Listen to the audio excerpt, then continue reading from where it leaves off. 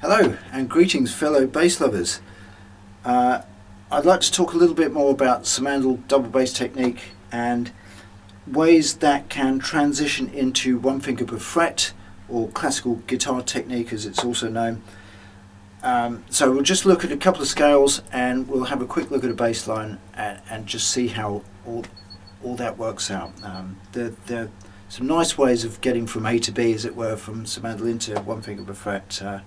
But before I talk about that, I'd just like to say a really big thank you for all the comments I had for the last video. I was quite blown away by it, and you guys were spot on as well. Some of the comments were just really good. A lot of people saying, yeah, I use Simandl and it works for me, that end of the neck. When I get up to this end of the neck, around the 12th, yeah, it all gets a bit tight, really, a bit cramped. A lot of people were saying, yeah, I use both, Simandl and one finger per fret, in harmony, because they both complement each other, all depending on what you're playing. You know, it's a subjective thing. So much appreciated. Thanks for that comments, and they were very good. So thanks. Okay, so I'm just going to have a look at a couple of quick scales, 2 octave scales, just going from open E to the E on the G string there. And we'll look at some ways of just transitioning from Simandl into one finger per fret. So don't spend all day playing scales. So here we go. I'll play a scale through and then talk you through some of the fingering that we've got there.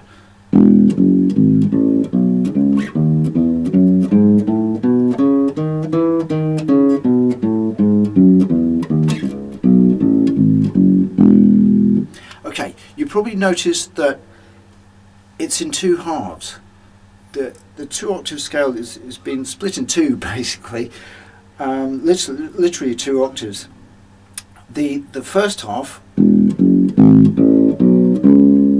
there's your Simandl, and there's your one finger per fret. So what's going on here is pretty basic stuff. Open E, finger 1, finger 4, open A, finger 1, finger 4, shift, upper tone. Now you're into one finger per fret. 1, 2, 4, 1, 2, 4, 1, 3, 4, back down. 4, 3, 1, 4, 2, 1, 4, 2, 1, shift into Simandl, 4, 1, open, 4, 1, open. Not too bad, pretty easy. Okay, next up I'll look at Dorian Scale. Again, this is actually a good example of a tonic modulation. We've gone from E major into E minor. And what makes the difference between major and minor? It's the 3rd note of the scale, or the chord. Minor third is a little bit closer to the root, so it has a slightly darker sound. Major third, a little bit brighter sounding, and a little bit further away, so it's more open sounding, as it were. Okay, so Dorian being the 2nd mode of the major scale. I'll just play it through and we'll look at some of the fingering.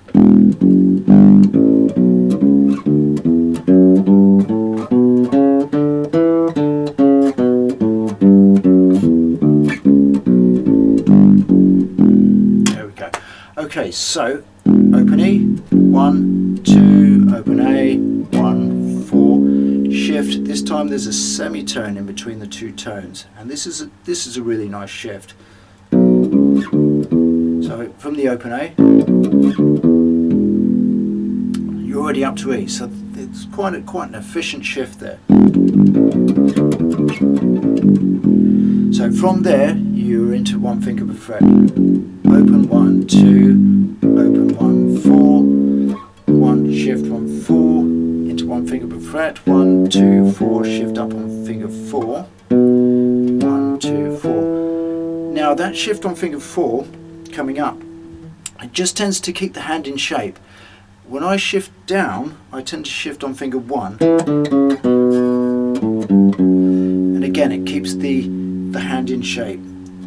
It keeps it open, as it were. Close up a little bit for back into Simandl there. When I get back onto the A string, 4, 1, shift, semitone, 4, 1, open, 2, 1, O. one more scale. That'll do. I'm not going to play all 7 modes. Don't worry. So I'm going to play scale 5 or Mixolydian Scale. It's almost identical to the Dorian. The only difference being it's got a major third. Everything else is the same. So you've got major second, major third, perfect fourth, fifth, major sixth, flat 7, which it gives it its particular sound and creates a dominant chord. We'll talk about that at some other point. So Mixolydian up to E.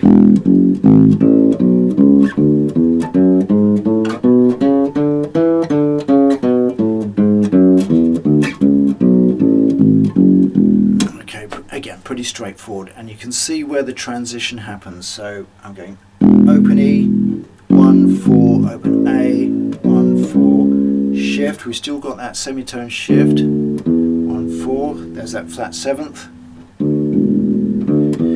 Now we're up to the octave. There's the E.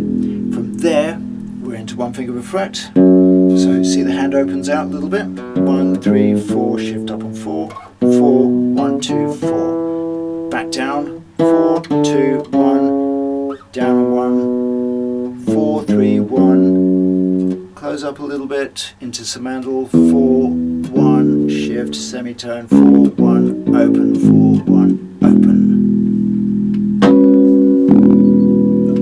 Okay, so let's try and apply this to a bass line, and this particular bass line, I'm not going to play the whole thing, but some of the parts are just truly wonderful. This particular bass line is from Paul Simon's Graceland album, Diamonds on the Soles of His Shoes. I'm sure you've heard this before. Bass player is Bakshi Kumalo. I hope I've pronounced that correctly. Fantastic fretless player. It is a fretless line, but I'm using the fretted bass just so you can see where all the positions are. Very lyrical playing. He starts off in a Simandl shape down this end of the neck, and then he does some quite lyrical flowing lines into this end of the, higher up the neck. And again, he's into 1 finger per fret country, and also a little bit of extended fingering. So again, I'll talk about that as we get there.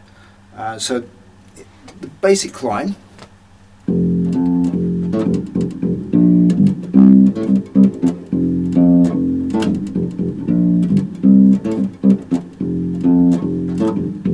So there's chorus. Notice also that when I pick up the 10th, the major 10th of this particular line, I'm just closing up the hand. Now, I'm picking up that note with the 4th finger. Reason being, that major 10th, oh, by the way, a major 10th is the major third up an octave. So if I count them up, you'll see what I mean. 1, 2, we're in F, by the way. 1, 2, 3, 4, 5, 6, 7, 8. There's your octave. 9, 10. And there's the A, which is the third of F. So 3 plus 7 gives you 10. That's major 10th. Okay, so what I'm doing is just closing up the hand a little bit there, because I always find that major 10th a bit of a stretch, especially on fretless, to get it in tune. It's a little bit uncomfortable. So, like I said, Simandl is flexible in this respect.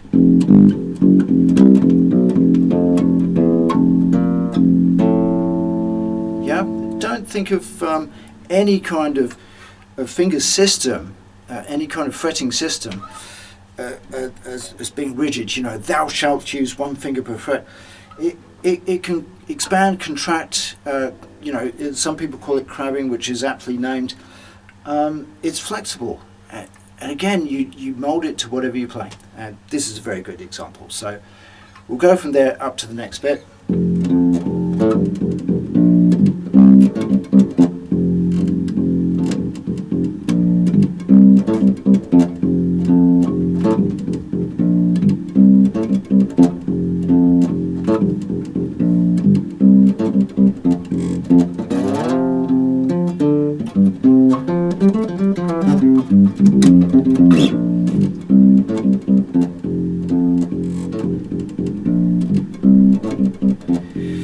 Okay, so as he makes this slide up the neck, now we're in finger, 1 finger per fret.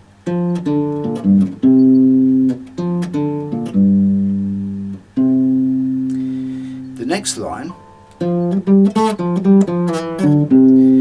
that's the extended part, the extended fingering, as it were. So notice there's a tone in between fingers 3 and 4 at that point, that particular part of the line.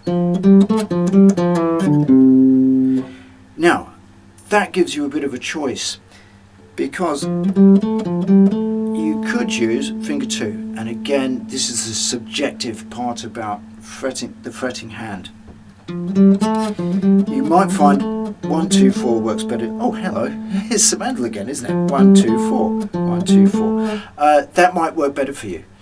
Again, experiment, explore these things. They're there to be molded into your own playing.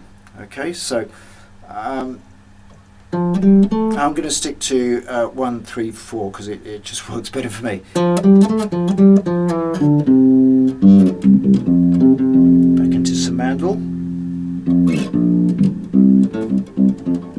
So you've got a transition of Simandl, 1 finger per fret into extended fingering right there in one bass line. Obviously it's not the whole tune, as it were, but I think it's a very important part of it. So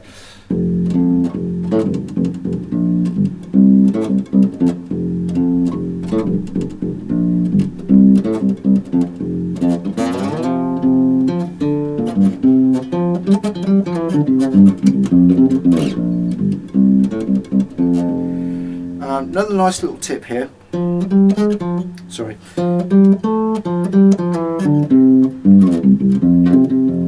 That slide there, when I'm sliding from one string to another string, I tend to swap fingers. So if I'm sliding on, say, the D string to the A string, I'll go from finger 1 to finger 4 or further. It's called overshooting. So you're going past your target note. You could end up on 4 or 2. The point is you're going past your target note, and it really emphasizes the slide.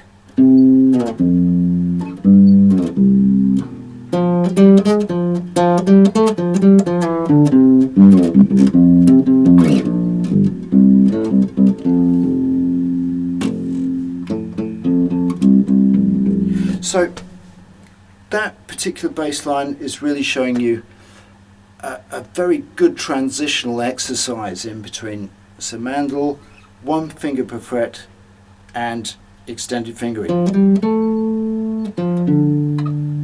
So I do hope that's been of value to you, and the main thing is just keep exploring and experimenting with all these different techniques. Make them work for you. I mean, that is the main thing. There's only one way to play bass, and that's your way. So have fun with it and enjoy. Thanks again.